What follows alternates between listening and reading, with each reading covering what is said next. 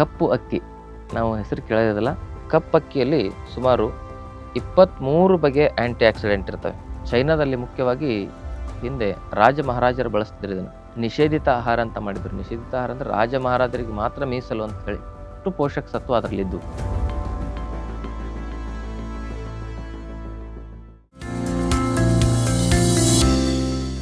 ಶ್ರೀ ಗುರು ಬಸವಲಿಂಗಾಯ ನಮಃ. ಓಂ ನಮಃ ಶಿವಾಯ. ಸರ್ವರಿಗೂ ಭಕ್ತಿಯ ಶರಣಾರ್ಥಿ. ಆದ್ಮೇಲೆ ಇವತ್ತಿನ ದಿನ ಕಪ್ಪು ಅಕ್ಕಿಯ ಕುರಿತಾಗಿ ಮಾಹಿತಿಗಳನ್ನು ನೋಡೋಣ. ಕಪ್ಪು ಅಕ್ಕಿ ನಾವು ಹೆಸರು ಕೇಳೋದಿಲ್ಲ. ಭಾಳ ಜನ ನಾವು ಬಿಳಿ ಅಕ್ಕಿಯನ್ನು ತಿಂದು ರೂಢಿ ಇರ್ತದೆ. ಹೆಚ್ಚಂದರೆ ಕುಚಲಕ್ಕಿ ಕೇಳಿರ್ತೇವೆ, ಬಾರ್ಲಿ ಅಕ್ಕಿ ಕೇಳಿರ್ತೇವೆ, ಈ ಬ್ರೌನ್ ರೈಸನ್ನು ಕೇಳಿರ್ತೇವೆ. ಆದರೆ ಕಪ್ಪಕ್ಕಿ ಹಲವಾರು ಜನ ನೋಡಿರೋದೇ ಇಲ್ಲ, ಹೆಸರು ಕೇಳಿರೋದು ಹೋಗಲಿ, ನೋಡಿರೋದೇ ಇಲ್ಲ. ಹಾಗೆ ಅದನ್ನು ನಾವು ಹೇಗೆ ಬಳಸ್ಬೋದು, ಅದರಲ್ಲಿ ಆರೋಗ್ಯದ ಲಾಭಗಳೇನಿದ್ದಾವೆ ಅನ್ನೋದನ್ನು ನೋಡೋಣ. ಕಪ್ಪಕ್ಕಿಯಲ್ಲಿ ಸುಮಾರು 23 ಬಗೆಯ ಆ್ಯಂಟಿ ಆಕ್ಸಿಡೆಂಟ್ ಇರ್ತವೆ. 23 ಬಗೆಯ ಆ್ಯಂಟಿ ಆಕ್ಸಿಡೆಂಟ್ ಮತ್ತು ಅದರಲ್ಲಿ ಅತಿ ಹೆಚ್ಚು ಫೈಬರ್ನ ಅಂಶ ಇರ್ತದೆ. ಮತ್ತು ಮಿನರಲ್ಸ್ಗಳು, ಪ್ರೋಟೀನ್ ಅಂಶ, ಫೈಬರ್ನ ಅಂಶವಂತೂ ಹೇರಳವಾಗಿ ಇದರಲ್ಲಿದೆ. ಅಂತಹ ಕಪ್ಪಕ್ಕಿಯನ್ನು ಚೈನಾದಲ್ಲಿ ಮುಖ್ಯವಾಗಿ ಹಿಂದೆ ರಾಜ ಮಹಾರಾಜರು ಬಳಸ್ತಿದ್ರು ಇದನ್ನು ಏನು ಮಾಡಿದಾರೆ ಅಂತ ಹೇಳಿದ್ರೆ ನಿಷೇಧಿತ ಆಹಾರ ಅಂತ ಮಾಡಿದರು. ನಿಷೇಧಿತ ಆಹಾರ ಅಂದರೆ ರಾಜ ಮಹಾರಾಜರಿಗೆ ಮಾತ್ರ ಮೀಸಲು ಅಂತ ಹೇಳಿ, ಬೇರೆ ಯಾರೂ ಸೇವನೆ ಮಾಡಬಾರ್ದು ಅಂಥೇಳಿ. ಹಾಗೆ ನಿಷೇಧಿತ ಆಹಾರವಾಗಿ ಇದನ್ನು ಇಟ್ಟಿದ್ರು. ಯಾಕಂದರೆ ಅಷ್ಟು ಪೋಷಕ ಸತ್ವ ಅದರಲ್ಲಿದ್ದು. ಈ ಒಂದು ಅಕ್ಕಿಯನ್ನು ತಿನ್ನೋದ್ರಿಂದ ನಮ್ಮ ತೂಕ ಕಮ್ಮಿ ಆಗುತ್ತೆ. ಯಾಕಂದರೆ ಇದರಲ್ಲಿ ಹೇರಳವಾದ ಫೈಬರ್ನ ಅಂಶ ಇರೋದ್ರಿಂದ. ಮತ್ತು ಆ ಫೈಬರು ನಮ್ಮ ಹಾರ್ಟ್ ಬ್ಲಾಕೇಜ್ ಆಗದ ಹಾಗೆ, ಬ್ರೈನ್ ಹೆಮರೇಜ್ ಆಗದ ಹಾಗೆ, ವೆರಿಕೋಸ್ ವೇನ ಆಗದ ಹಾಗೆ, ಫ್ಯಾಟಿ ಲಿವರ್ ಆಗದ ಹಾಗೆ ನಮ್ಮ ಆರೋಗ್ಯವನ್ನು ಕಾಪಾಡಲಿಕ್ಕೆ ಉಪಯೋಗ ಆಗುತ್ತೆ. ಮತ್ತು ಇದರಲ್ಲಿರ್ತಕ್ಕಂಥ ಪೋಷಕ ಸತ್ವಗಳು, ಆ್ಯಂಟಿ ಆಕ್ಸಿಡೆಂಟ್ಗಳು ನಮ್ಮಲ್ಲಿ ಫ್ರೀ ರೆಡಿಕಲ್ಸ್ಗಳನ್ನು ನಾಶ ಮಾಡಿ ಕ್ಯಾನ್ಸರ್ ಬರದಂತೆ ತಡೀಲಿಕ್ಕೂ ಕೂಡ ಹೆಲ್ಪ್ ಆಗುತ್ತೆ. ಇದು ನಮ್ಮ ಗ್ಲೈಸಿಮಿಕ್ ಇಂಡೆಕ್ಸನ್ನು ಬ್ಯಾಲೆನ್ಸ್ ಮಾಡಿ ಸಕ್ಕರೆಯನ್ನು ಯಾವತ್ತೂ ಸ್ಪೈಕ್ ಆಗದ ಹಾಗೆ ಇದು ನೋಡ್ಕೊಳ್ತಕ್ಕಂಥದ್ದು. ಶುಗರ್ ಇರೋರು, ಅನ್ನ ತಿನ್ನೋ ಆಸೆ ಇದ್ದರೆ ಕಪ್ಪಕ್ಕಿ ತಿನ್ನಿ. ಭಾಳ ಬೇಗ ನಿಮ್ಮ ಶುಗರ್ ನಿಯಂತ್ರಣಕ್ಕೆ ಬರ್ತದೆ. ಕೊಲೆಸ್ಟ್ರಾಲ್ ಕಡಿಮೆ ಆಗುತ್ತೆ, ಬೊಜ್ಜು ಕರಗುತ್ತೆ, ಜಾಯಿಂಟ್ ಪೇನ್ ಕಮ್ಮಿ ಆಗಲಿಕ್ಕೆ ಕೂಡ ಅದು ಹೆಲ್ಪ್ ಆಗುತ್ತೆ. ಯಾಕಂದರೆ ಇದು ಸ್ನಿಗ್ಧ ಗುಣಧರ್ಮವನ್ನು ಹೊಂದಿದೆ. ಹಾಗೆ ಈ ಕಪ್ಪಕ್ಕಿಯಲ್ಲಿರ್ತಕ್ಕಂಥ ಅದ್ಭುತ ಪೋಷಕ ಸತ್ವಗಳು ನಮ್ಮ ಕರುಳಿನ ಆರೋಗ್ಯವನ್ನು ಕೂಡ ಚೆನ್ನಾಗಿರ್ತವೆ.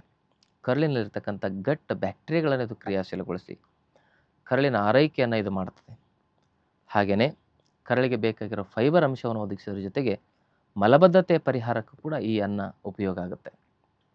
ಇದು ಜೀರ್ಣಶಕ್ತಿಯನ್ನು ಕೂಡ ಉತ್ತೇಜನಗೊಳಿಸ್ತಕ್ಕಂಥ ಶಕ್ತಿ ಇದರಲ್ಲಿ, ಆ ಒಂದು ಆ್ಯಂಟಿ ಆಕ್ಸಿಡೆಂಟು, ಇದರಲ್ಲಿರ್ತಕ್ಕಂಥ ನ್ಯೂಟ್ರಿಷನ್ನು ಹಾಗೂ ಇದರಲ್ಲಿರ್ತಕ್ಕಂಥ ಫೈಬರು ನಮ್ಮ ಜೀರ್ಣಶಕ್ತಿಯನ್ನು ಚೆನ್ನಾಗಿಡಲಿಕ್ಕೂ ಕೂಡ ಹೆಲ್ಪ್ ಮಾಡುತ್ತೆ.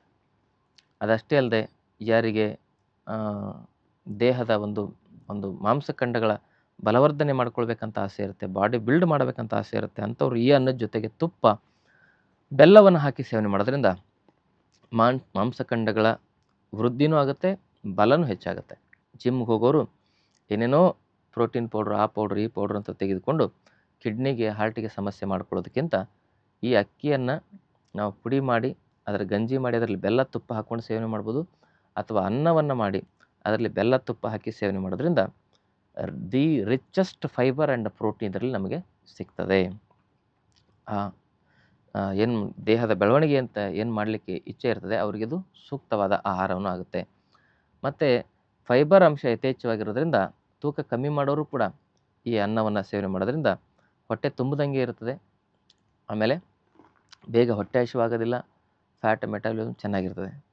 ಇದನ್ನು ತೂಕ ಕಡಿಮೆ ಮಾಡಬೇಕಂದ್ರೆ ಅದರಲ್ಲಿ ಜೀರಿಗೆ ಪುಡಿಯನ್ನು ಹಾಕ್ಕೊಂಡು ಸೇವನೆ ಮಾಡ್ಬೋದು, ಓಂಕಾಳಿನ ಪುಡಿಯನ್ನು ಹಾಕ್ಕೊಂಡು ಸೇವನೆ ಮಾಡ್ಬೋದು.